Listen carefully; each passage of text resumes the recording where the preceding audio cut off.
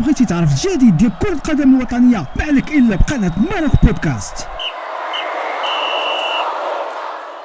بعيدا عن دوري الأبطال مشاهدينا الأعزاء، في موعد كان رائعا للغاية على مستوى كرة القدم العربية وأيضا في تاريخ كرة القدم المغربية عندما اكتسحت الأرجنتين في نهائي كأس العالم للشباب تحت 20 عاما، حيث كان هذا الانتصار قد أسعد الجميع العرب وخصوصا المغاربة. دعوني بهذه المناسبة أرحب بنجم الكرة المغربية وأسطورتها يوسف شيبو المونديالي. أهلا وسهلا، مبروك. ألف ألف ألف ألف مبروك. الله يبارك فيك. ألف مبروك علينا جميعا يا أخوي، مبروك بصراحة.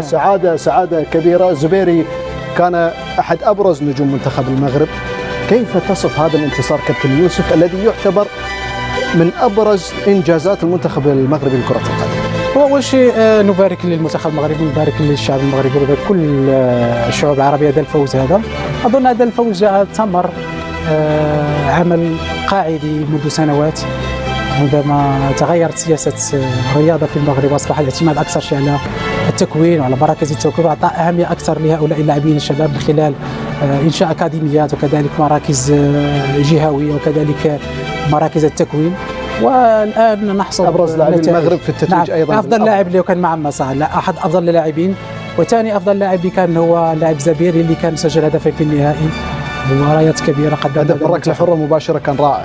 هدف كلها كانت جميلة هل جداً. كنت تتوقع فوز المغرب في النهائي؟ لا، منتخب مثل صراحة ما كنت أتوقع أنه يذهب بهذه الصورة ويصل للنهائي ويفوز بالكأس، لأن مجموعته كانت صعبة جدا. بالعكس كان مع البرازيل مع إسبانيا ومع المكسيك، تخيل مجموعة، لكن نجح ولعب في نصف النهائي أمام فرنسا وأمريكا في ربع النهائي كذلك. أظن مشوار كان رائع جدا وكان فوز مستحق على ما قدمه كأداء وكذلك نتائج. ألف مبروك كابتن يوسف. الله يبارك فيك. وتفضل معنا ناخذ تهنئات الشباب في الاستوديو. تفضل كابتن يوسف. تفضل.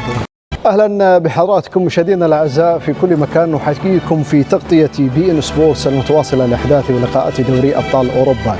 كما شاهدنا الفرحة المغربية الكبيرة بانتصار منتخب المغرب وفوزه بكأس العالم للشباب تحت 20 عاما، مع فرحة كابتن يوسف في الاستوديو التحليلي حينها مع الزميل أمين السبتي ونجم الكرة المصرية كابتن هيثم فاروق، وسعداء أيضا محللي بي إن سبورتس المتواجدين هنا في قنوات بي إن سبورتس في هذا الإنجاز العظيم. دعوني باسمكم جميعا أرحب بالنجوم المتبقين من هذا الاستوديو. نرحب بداية بنجم الكرة الهولندية رود خولت. أهلا وسهلا بك. شكرا. مساء الخير. شكرا. كما نرحب أيضا بنجم الكرة المصرية وأسطورتها أيضا كابتن وائل جمعة. مساء الخير كابتن. مساء الخير عبد العزيز، أهلا بك ومبروك ليوسف وللمغرب وللشعب المغربي كله إن شاء الله، ودوام الانتصارات بإذن الله. كما نرحب أيضا بنجم الكرة التونسية وأسطورتها والسهم الطائر والغزال الأسمر كابتن حاتم الطرابلسي. هذا ما عاد في طائر، ما عاد في طائر. نرحب بيوسف ونرحب بالزملاء. مبروك ليوسف، مبروك للزملاء الكل، مبروك لأنه إنجاز عربي، إنجاز مغربي أكيد، إنجاز عربي. مبروك للشعب المغربي أكيد مهتم بالرياضة.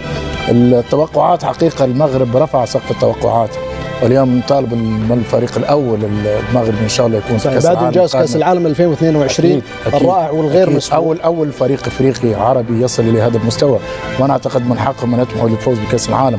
ولم يعد الان الفوز بكاس العالم فقط حلم، اعتقد اصبح واقع. شباب المغرب استطاع ان يحقق هذا كاس العالم، واعتقد انه الفريق الاول قادر على ذلك لانه لديهم امكانيات كبيره. اتمنى لهم النجاح والتوفيق. الامر المرح هنا هو انه هناك الكثير من المغاربه في هولندا، الكثير من اللاعبين المغاربه في هولندا. في السابق كانوا يختارون هولندا ربما هناك اغراء بلا شك. نعم بالتاكيد، هذا ما يحدث عندما تحدث الانجازات. حدث مع فرنسا كذلك، الكثير من افريقيا يختارون فرنسا، لكن الان يختارون منتخباتهم في افريقيا. لذا هذا جيد جدا في الحقيقه ان يحقق المغرب ما فعله. لو اكملناها بابراهيم دياز ولمين جمال ايضا ستكون يعني رائعه للمنتخب. he would love that. اكيد هو يريد ذلك. لكن الخير في البقيه، يعني في بقيه اللاعبين، وكل التوفيق للمنتخب المغربي ولجميع العرب المشاركين في كاس العالم القادم. لما البلاد والدوله والجامعه تعمل انفستيسمون معناها على طول المدى، اكيد باش تخرج ثمره كيما هذايا. خرجت ملاعبيه دو كاليتي تكنيكمون فيزيكمون تكتيكمون، ملاعبيه يلعبوا سون كومبلكس. فريمون قائد الفريق السابق اللي يلعب في البطوله المغربيه معناها فريق اتحاد توارقه يوريك زاد المنتوج المحلي تقريبا اغلب اللاعبين خرجوا من البطوله المغربيه. انجاز كبير يحسب للاشقاء المغاربه ولازم نشوفوا علاش وكيفاش لانه كما كان يحكي كانت الناس اللي خرجت للشارع انه تندد وعندها مشاكل انه الدوله المغربيه انه في وقت من الاوقات اعطت اهتمام كبير للرياضه وما اعطتش اهتمام للصحه والحاجات اللي جانبيه يعتبروها المغاربه اللي يمسهم حتى في قوتهم اليومي. معناتها نعتبر انه المغاربه كانوا متغشين على الوضع هذا. اليوم من ناحيه الانجاز الرياضي اللي عمله المنتخب المغربي انا نعتبره انجاز عظيم، وهذا مره اخرى ياكد اللي يخدم ويخطط وتكون البرمجه نتاعو تكون واضحه ينجم يوصل لاعلى مراتب. وزاد برشا الف مبروك اذا للمنتخب المغاربي العربي الافريقي على هذا الفوز، على هذا التتويج، على هذا التحدي وعلى هذه الروح الانتصاريه. فخر لكل العرب هذا الانجاز، واكيد حمد المغربي انجاز يحسب للكره المغربيه. ووصول المنتخب المغربي للمربع الذهبي في كاس العالم في 22 لم يكن وليد الصدفه. طبعا اولا نهنئ الشعب المغربي اشقائنا المغاربه بهذا الفوز العظيم، فوز صراحه يستحق انه يقال عليه انه حاجه عظيمه برشا، انجاز كبير، انجاز كبير برشا انه تكون معناها بطل العالم. هذا ما كناش متعودين به عند العرب، وهذا ما جاش صدفه، هذا طفره نتاع عمل قاعدي منتوج محلي بأتم معنى الكلمه لاكاديميه محمد السادس. ناخذ انطباعات الاوليه بعد ترجعوا في التفصيل وفي الحديث عن الامور الفنيه والاسباب التي ادت الى هذا الانجاز. نعيم بربط ايضا انجاز لابد ان نتوقف عنده. اليوم الكره المغربيه تجاوزت كل الحدود واصبح لها صيت عالمي واعتراف دولي، واليوم كل وسائل الاعلام العالميه اشادت بهذا المردود بهذا المنتخب وبالنهضه اللي تعرفها الكره المغربيه. اكيد لما البلاد والدوله والجامعه تعمل انفستيسمون معناها على طول المدى اكيد باش تخرج ثمره كيما هذايا. خرجت ملاعبيه دو كاليتي تكنيكمون فيزيكمون تكتيكمون ملاعبيه يلعبوا سون كومبلكس فريمون يعطيهم الصحه. كلاعب قديم انا في الكوره نغير على بلادي ونغير على جوارات بلادي، كنت نتمنى بلادي وجوارات التوانسه معناها ينشطوا على هذا المنوال. نهنيهم مره اخرى المنتخب المغربي لانه هو انجاز ينور. نتمناو ونفرحوا للمغرب يعني. المثل التونسي يقول لك ماري وما تكون حسون. يشرف كل انسان عربي وافريقي معناها فريمون معناها يعطيهم الصحه. بلاد كامله معناها حيه بالانجاز هذا. تغيرت على ذكر بلاد كامله حيه، شفنا بعض الاضطرابات، بعض المظاهرات، بعض المطالب الاجتماعيه. سبحان الله سبحان مغير الاحوال. بعد هذا الانجاز الناس كلها خرجت للشارع، المغرب كلها بمدنها وقراها برا في الشارع تفاعلا مع هذا الحدث. الناس كل نسات همومها ومشاكلها، وهنا قيمه كره القدم وقيمه هذه الانجازات. كابتن رضوان بالفعل كرة القدم رونو حامد المغربي يذكر هنا سنة 78 وقت ترشح تونس لكأس العالم كان فما مظاهرات سبقتها طبعا وأحداث كانت كبيرة في علاقة بمطالب اجتماعية، وبعد جاء الإنجاز هذاك الناس الكل هذه المشاكل الاجتماعية ولو إلى حين. تفضل. هذا يوريك أهمية كرة القدم في العالم بصفة عامة.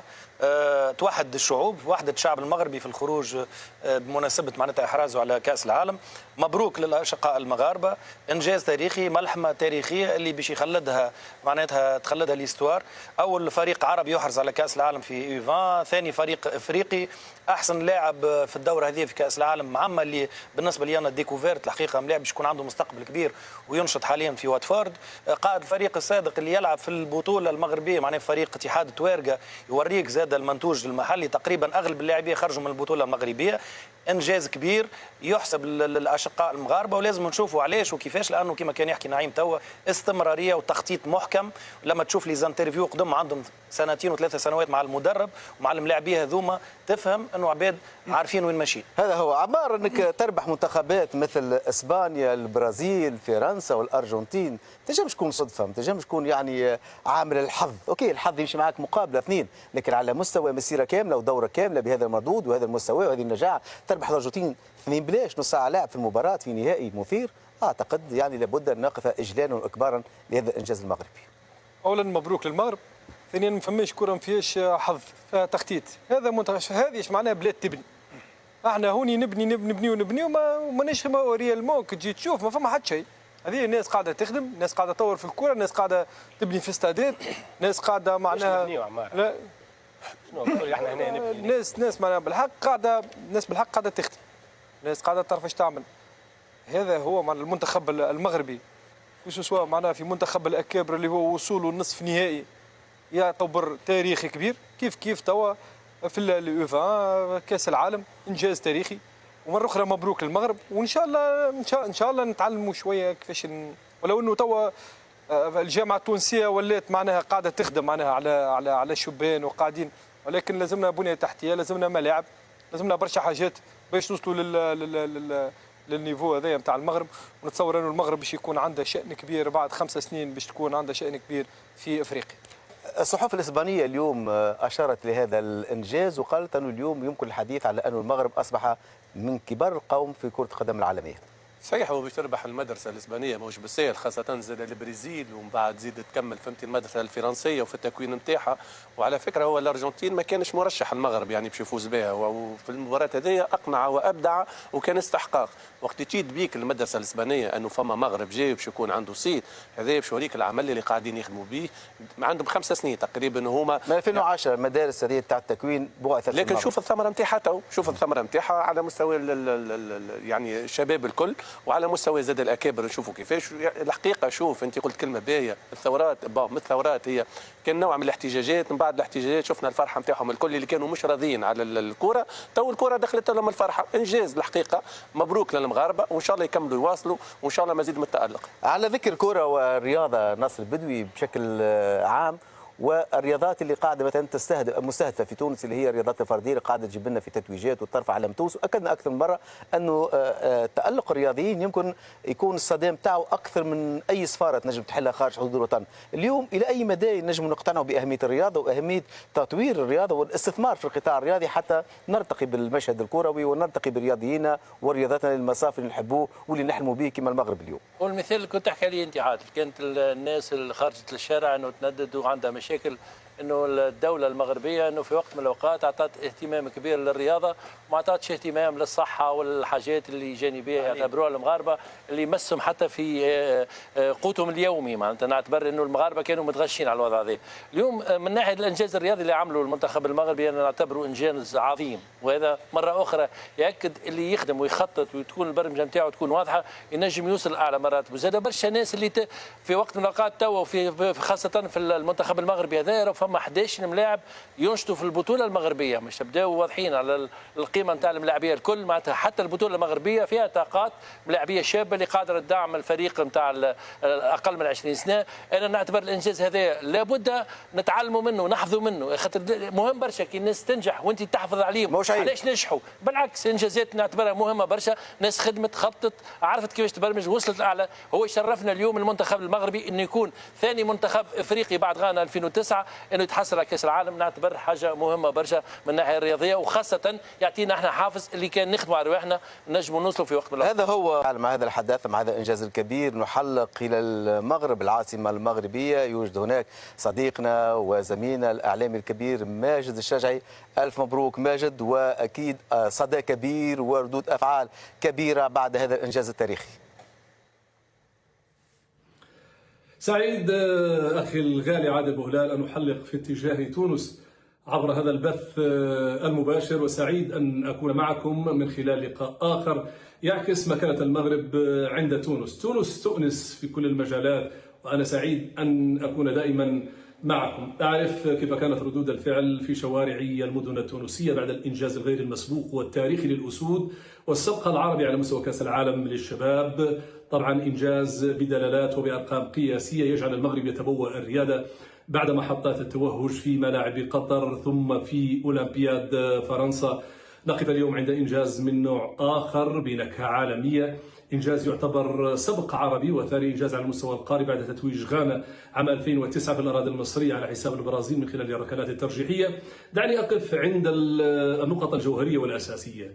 عندما يحقق المغرب هذه الأمور، هذه الأشياء ليست وليدة صدفة، هناك عمل قاعدي، هناك استراتيجية، هناك بعد نظر، هناك تخطيط، وهناك انضباط في كل شيء حتى الترتيب على مستوى الفئات السنية، رأيت كيف عانق منتخب الناشئين كأس إفريقيا في الأشهر الأخيرة، وبالتالي سلسلة النتائج متواصلة إيجابيا، بل أضحى الإشعاع عالمي في ظل هذه الأنجاز. لا داعي لأتحدث عن الأرقام القياسية، ولكن دعني أتحدث عن ردود الفعل تحديدا في مجموعة من دول العالم، السوشيال ميديا، الإعلام العالمي. مثلا في أرجنتينا صحيفة لاكارين بهذا العنوان: إعصار إفريقيا يغرق أرجنتينا، وفي هذا العنوان دلالات كثيرة.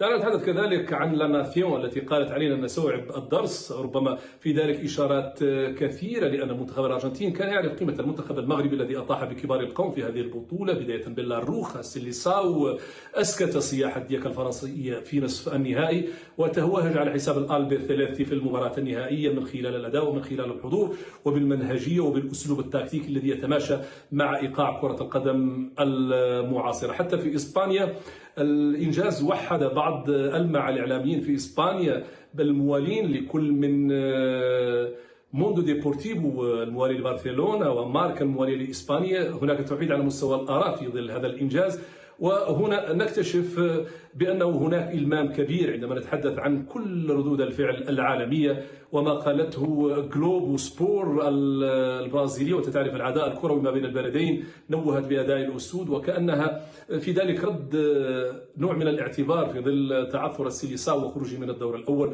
خلاصة القول بأن الإنجاز تاريخي كبير، سعداء بهذه الانطباعات وهذه المشاعر العربية، وما حققه المغرب يثبت بأنه أكاديمية محمد السادس والتخطيط والمنهجية جعلت اليوم المغرب يخطف الأضواء، بل أكثر من ذلك حتى الأسلوب والمنهجية. بإمكان المغرب في هذا الجانب أن يدرس مفاهيم جديدة لكرة القدم. شكرا.